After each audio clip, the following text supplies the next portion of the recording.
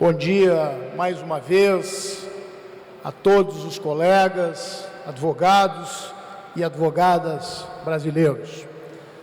Quero pedir autorização a todas as autoridades que já foram devidamente citadas e nominadas para, em nome de um princípio constitucional que nós temos que imprimir com cada vez maior intensidade, que é o princípio constitucional da razoável duração de uma cerimônia, saudar a ministra Carmen Lúcia e, na sua pessoa, saudar a todos os membros do Poder Judiciário que aqui estão e que aqui estarão nesses 4 dias de conferência. Saudar o governador Geraldo Alckmin, que nos recebe de uma forma tão carinhosa em São Paulo, e, na sua pessoa, saudar a todos os membros do Poder Executivo. E, na pessoa do senador Álvaro Dias, que representa o Senado Federal, saudar a todos os membros do Legislativo. Quero, com muito carinho, mas, acima de tudo, com admiração, cumprimentar o nosso presidente da OAB de São Paulo, presidente Marcos da Costa, que é um líder da advocacia paulista, mas que hoje digo a vocês que também é um líder da advocacia nacional. Obrigado, Marcos da Costa, por tudo que tens feito pela nossa instituição. Quero cumprimentar o nosso coordenador do Colégio de Presidentes, Homero Mafra, e faço isso em nome dos nossos diretores do Conselho Federal, pelo trabalho que tem desempenhado, e, na sua pessoa, estender um cumprimento a todos os nossos presidentes de seccionais que aqui estão hoje e que têm dado exemplos para o Brasil na condução da nossa instituição. Quero cumprimentar a nossa medalha Rui Barbosa, Cleia Carpe da Rocha, e, em nome dela, saudar a todos os nossos conselheiros e conselheiras federais da Ordem dos Advogados do Brasil, agradecendo a cada um pelo carinho, pela dedicação e pela permanente disponibilidade que tem tido com a nossa OAB. Quero também, em nome da presidente Fernanda Marinella e da nossa presidente da Comissão Nacional das Advogadas, Eduarda Mourão, cumprimentar de uma maneira muito carinhosa todas as mulheres advogadas do Brasil. Reiterar mais uma vez o nosso compromisso com a campanha Mais Mulheres na OAB e também Mais Mulheres na Política. Quero também agradecer aos nossos colaboradores da Ordem dos Advogados do Brasil, do Conselho Federal da OAB e da OAB de São Paulo, por este magnífico evento que nós estamos aqui hoje a abrir. A dedicação de cada um é marco que ficará indelével, registrado no meu coração. Agradeço penhoradamente em nome de todo o sistema OAB. Quero também dizer aos colegas que aqui estão e aos colegas do Brasil, do meu respeito com a advocacia. A realidade da advocacia brasileira não está em capas de jornal ou revista, mas sim na luta diária pela liberdade, pela honra, pelo patrimônio, pela dignidade e, muitas vezes, pela própria vida das pessoas. A todos os advogados brasileiros, o nosso agradecimento por estarem aqui e por representarem a nossa instituição. Senhoras e senhores, em julho de 1977, portanto, há mais de 40 anos, os presidentes de seccionais da OAB de todo o país reuniram-se aqui em São Paulo, sob o comando de Raimundo Faoro, então presidente do Conselho Federal da OAB e hoje patrono desta 23ª Conferência Nacional da Advocacia. O momento era crítico, dramático mesmo. O país vivia em regime de exceção, sob a égide dos atos institucionais em que os mais elementares fundamentos do Estado de Direito, habeas corpus, garantias constitucionais do judiciário, liberdade de imprensa, prerrogativas da advocacia, estavam todos tolhidos. A sociedade brasileira ansiava pelo restabelecimento da democracia, postulava por eleições diretas em todos os níveis, fim da censura e clamava pela convocação de uma Assembleia Constituinte. Em vista disso, o governo militar viu-se compelido a buscar uma interlocução com a sociedade civil e o fez justamente batendo as portas da UAB. Raimundo Faoro nos presidia. Foi procurado pelo senador Petrônio Portela, porta-voz do regime. Houve, num primeiro momento, divergências internas sobre se deveríamos aceitar o diálogo. Alguns não confiavam na sinceridade do regime e questionavam a eficácia daquela via. Prevaleceu, ao final, o entendimento de Raimundo Faoro, de que era preciso tentar. Como se viu, ele estava certo. Se não obteve tudo, obteve muito. O governo Geisel restabeleceu o habeas corpus, decretou o fim da censura à imprensa e assumiu o compromisso da revogação dos atos institucionais, o que de fato fez um ano depois, em 1978. O país ainda viveria mais um mandato militar, o do general Figueiredo, mas já com um roteiro claro, um compromisso com a redemocratização, cujo ponto inicial e decisivo foi a anistia. A OAB figurou neste processo como um farol da sociedade civil, o que a fez alvo de ataques terroristas, como o que vitimou nossa secretária Lida Monteiro de Souza, morta ao abrir uma carta-bomba em 1980, na sede do Rio de Janeiro, da UAB. Quero aqui fazer uma pequena pausa, mas, acima de tudo, um agradecimento em nome desta história. Faço este agradecimento aos sempre presidentes desta instituição, que é, sim, a maior representante da sociedade civil.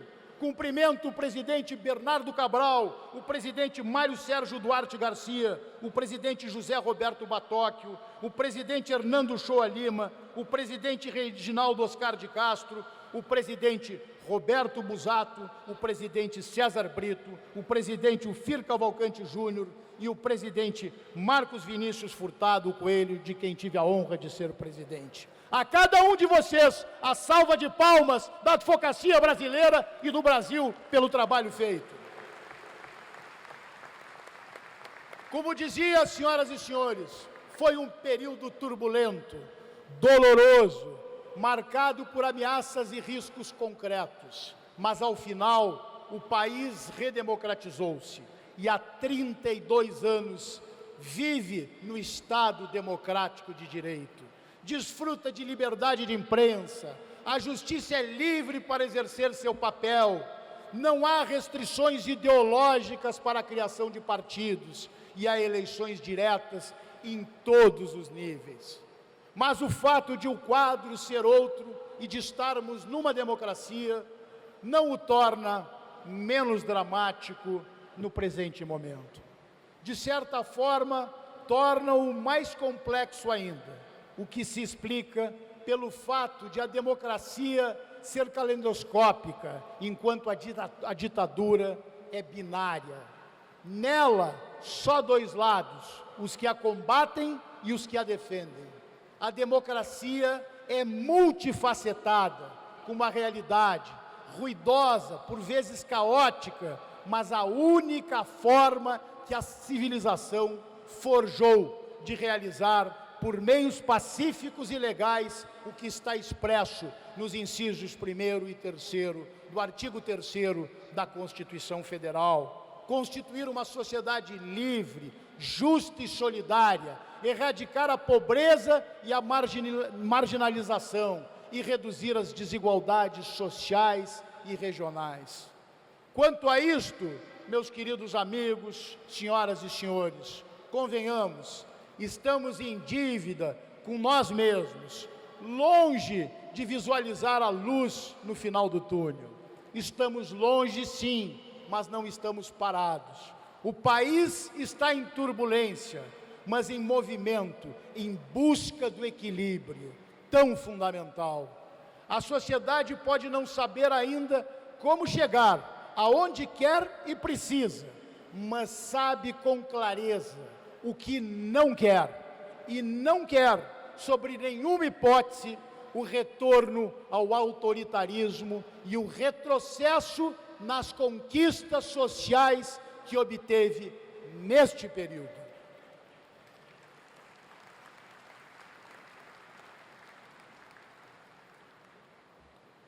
E é por isso que desconfia do assodamento com que um governo em fim de mandato, sem a legitimidade das urnas, e um Congresso desacreditado, para dizer o mínimo, lamentavelmente, querem impor, sem debate prévio, uma reforma como a da Previdência, assim como fez com a trabalhista.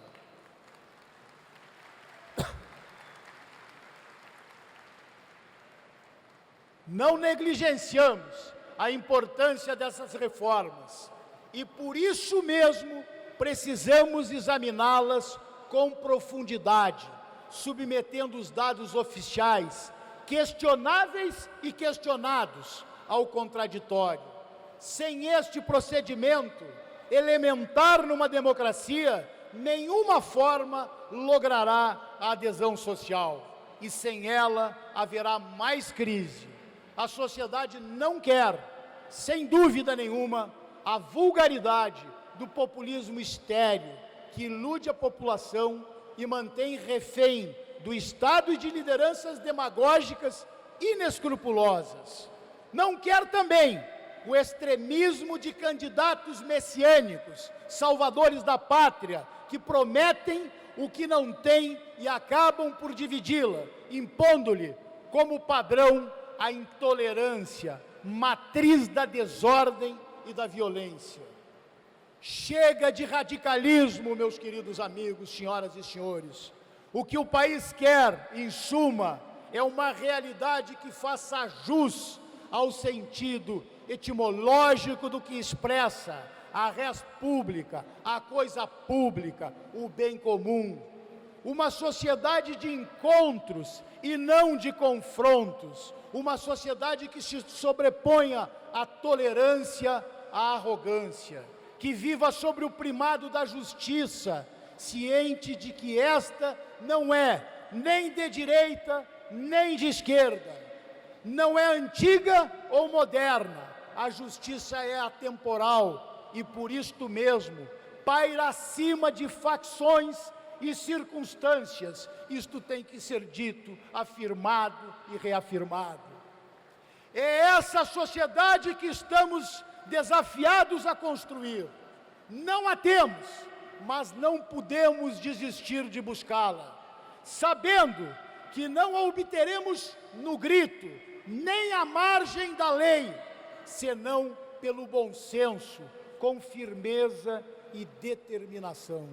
Mas, acima de tudo, usando a força da serenidade, a depuração moral que hoje se exerce sobre as instituições do Estado é uma conquista da cidadania, necessária e irreversível. Decorre da mais grave crise política e ética já vivida pelo nosso país depois da redemocratização. A escassez de bons exemplos entre ocupantes das altas esferas de poder agrava a crise, perpetua um temerário estado de ressentimento social, dificulta a busca por soluções, ajuda a difundir ainda mais os efeitos deseducativos da corrupção.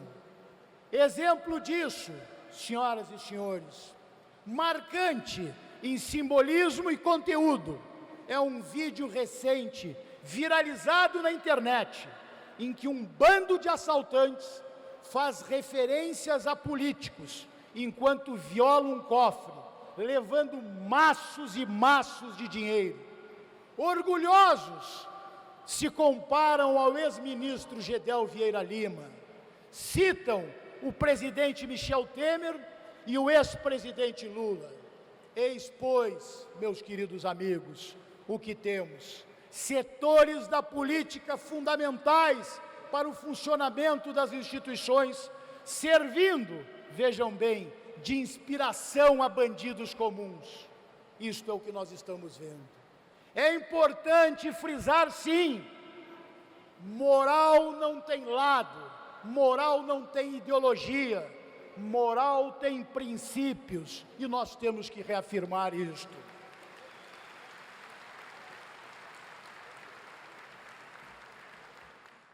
A escassez de boas referências é um sintoma de um problema maior.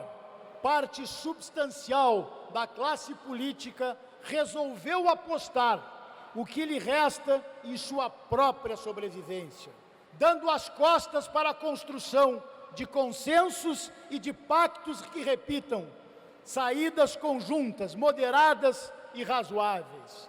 Prova disso são, sem dúvida nenhuma, as distorções no já tímido alcance da reforma política. Quem poderia supor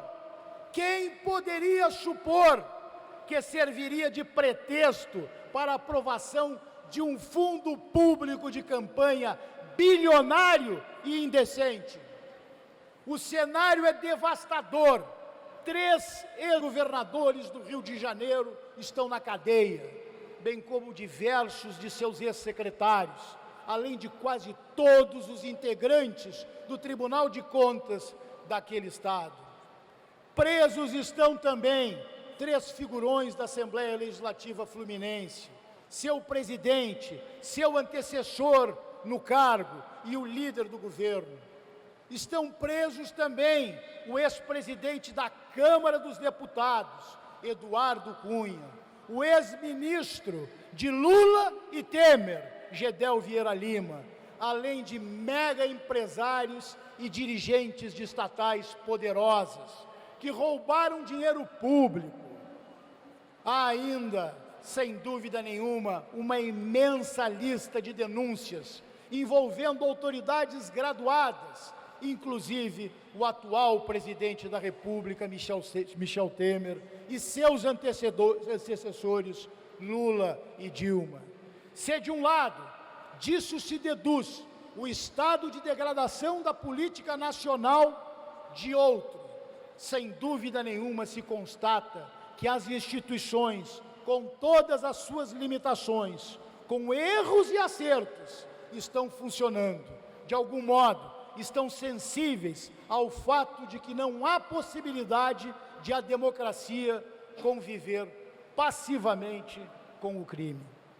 Com ele, já advertia Rui Barbosa, não há diálogo possível, somente a lei. Há, sem dúvida nenhuma, muito por fazer. Destaco, em princípio, a questão do foro privilegiado, anomalia que conflita com a cláusula pétrea constitucional de que todos são iguais perante a lei. Neste sentido, o foro privilegiado não é a única afronta à igualdade de todos perante a lei. É preciso inserir neste debate a concessão indiscriminada de carros oficiais, de escoltas armadas, de viagens de avião, de auxílio moradia, de jantares de festas pagas com dinheiro público e de diversos outros exemplos.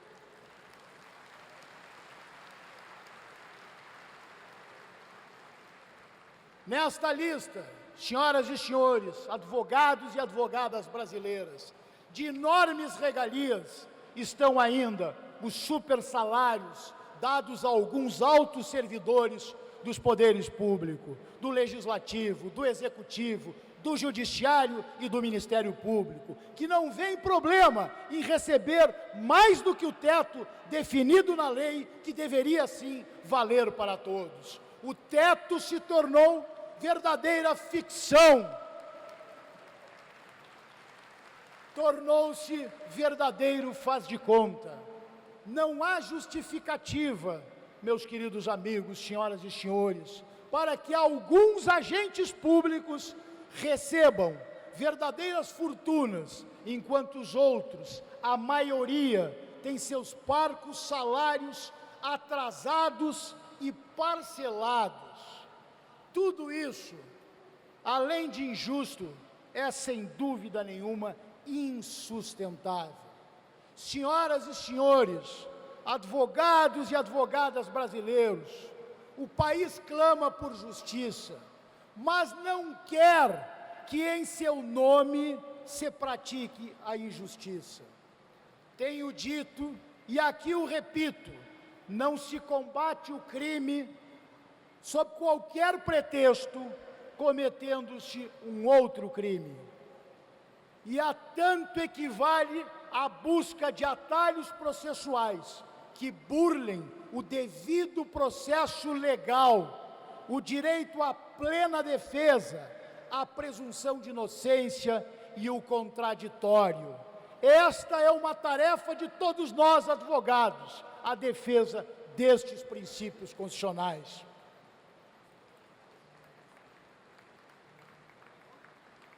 Não existe justiça sumária, e porque o populismo político é justamente muito pior do que o populismo judicial. O papel de vigilância que cabe ao OAB, nos termos do que determina o seu estatuto, que é lei federal, vem sendo exercido, ainda que muitas vezes a custo de incompreensão de alguns.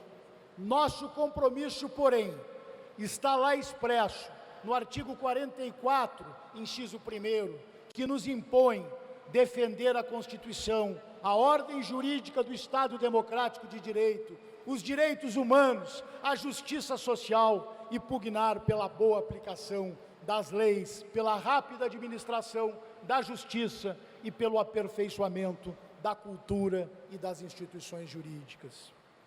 Isso temos feito, meus queridos colegas, dirigentes da OAB de todo o Brasil, de forma diuturna, de maneira incansável, ao defender as prerrogativas da advocacia e ao deixar claro para a sociedade que estas prerrogativas, mais do que dela, sociedade, são da própria advocacia, mais do que todo cidadão. A advocacia representa a sociedade e, portanto, as nossas prerrogativas profissionais pertencem, ao fim e ao cabo, a todo cidadão brasileiro. Estamos, sim, cumprindo a lei. Sem direito de defesa não há democracia. Mais que isso, não há civilização digna deste nome. Nós reconhecemos, respeitamos, sem dúvida nenhuma, e prezamos o papel do Ministério Público e da Polícia Federal, mas exigimos que reconheçam e respeitem também o nosso. Não confundam o advogado com o seu cliente. Daí nosso empenho em ver aprovado, e já o foi no Senado Federal, de forma histórica neste ano, o projeto de lei que criminaliza o desrespeito das nossas prerrogativas profissionais.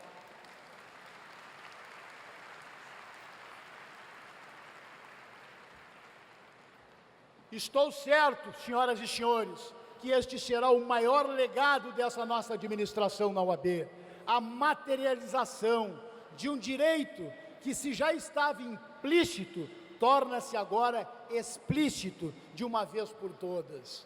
A advocacia é verdadeiro munus público, é profissão de luta e de extraordinária dedicação, que não encontra na ostentação ou no dinheiro a sua verdadeira retribuição.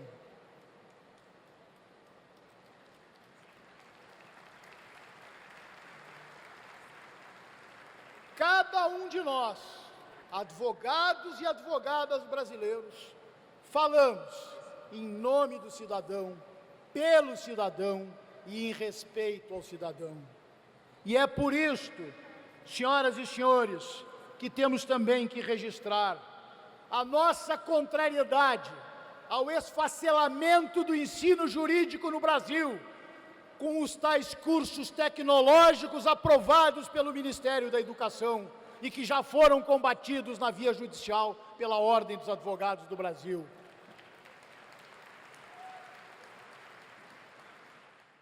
Não podemos aceitar, em hipótese nenhuma, a mercantilização do ensino jurídico. Aliás, eu quero também aqui lembrar, em termos de combatividade e de postura reta, neste momento, os exemplos dos nossos dois patronos, o nacional e o estadual, Raimundo Faoro e Valdir Trancoso Pérez. A eles também a nossa homenagem, a eles e aos seus familiares.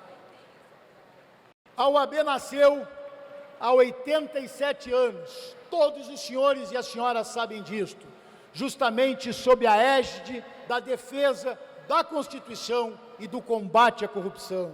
Na sequência da Revolução de 30, que tinha entre as suas principais bandeiras banir a República dos Carcomidos.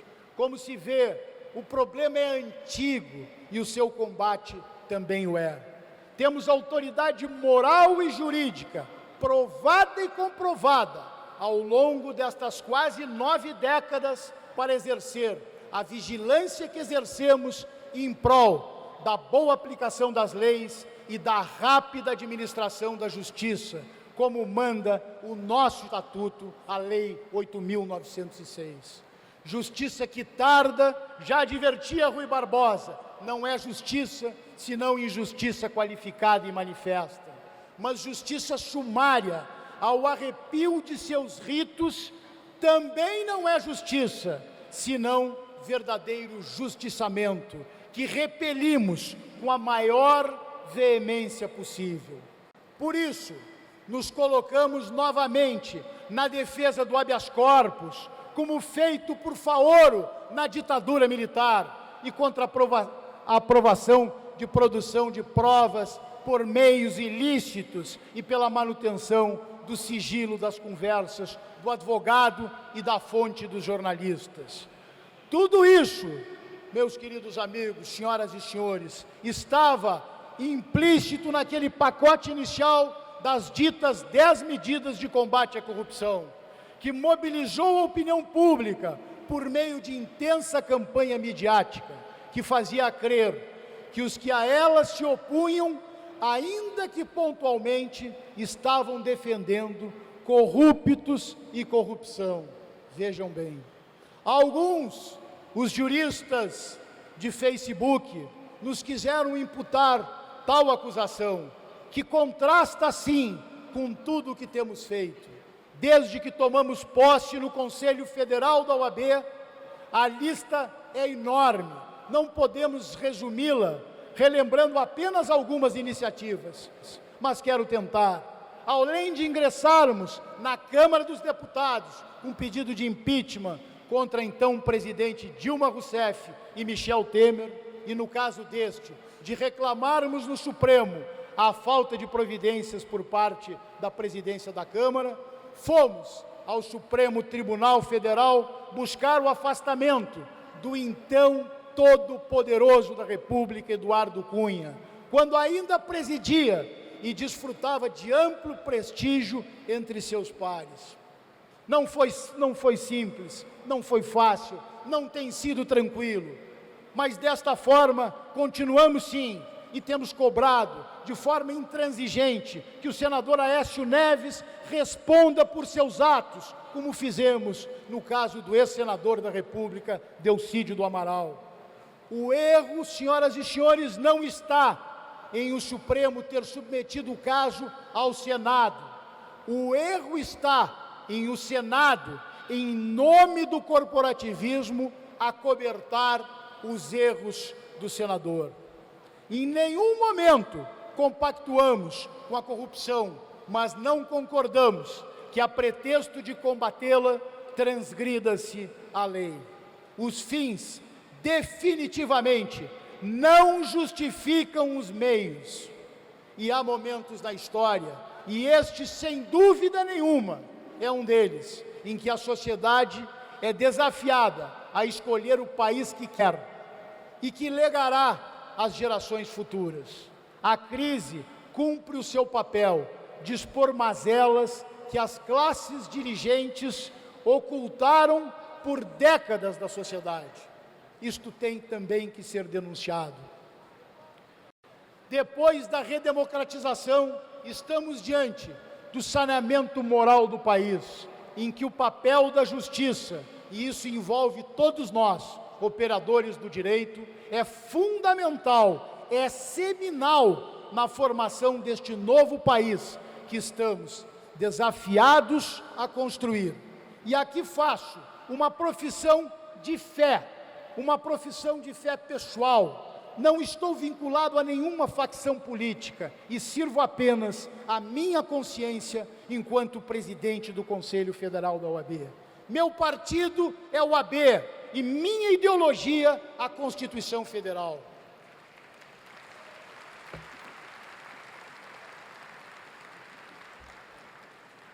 É com esse espírito que tenho a honra de presidir esta conferência, cujos painéis de debates, mesas redondas, palestras abrangem os mais diversos temas da agenda ética, política, social, econômica e comportamental deste século. Que país temos e que país queremos? Esta, em síntese, é a essência do que trataremos nos próximos 4 dias, sob o tema Em Defesa dos Direitos Fundamentais, Pilares da Democracia, Conquistas da Cidadania. Estou certo de que não decepcionaremos a sociedade, de que buscamos ser tribuna e voz. Queremos sim que ela se sinta cada vez mais representada pela nossa instituição e pela advocacia brasileira. Declaro, pois, senhoras e senhores, advogados e advogadas brasileiras, aberta a 23ª Conferência Nacional da Advocacia. Muito obrigado.